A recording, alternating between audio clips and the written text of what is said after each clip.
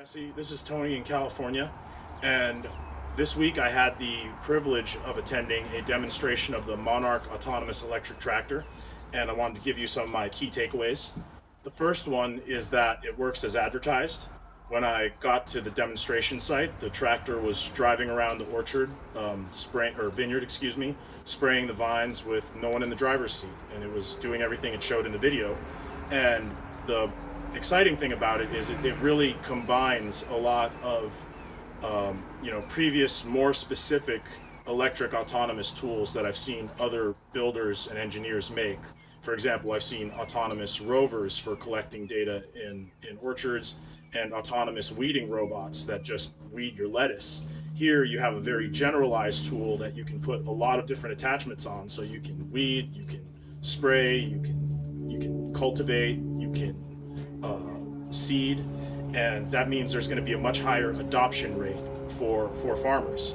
And it really opens up a lot of opportunities for organic farming and cultivation, because your cost to spray comes down by a couple orders of magnitude, because you just need to power the tractor instead of having to pay for labor and diesel and all that other stuff. So that means that instead of spraying once and using a very harsh, persistent chemical, you can spray 4 or 5 times with organic, organic mineral oils or soaps, and control the insects that way. And you can even switch to foliar feeding your plants with nutrients, which will make them healthier and help make them more pest resistant in the first place. Normally, the only farmers that use things like foliar feeding are really high value horticultural crops. Cannabis guys use it.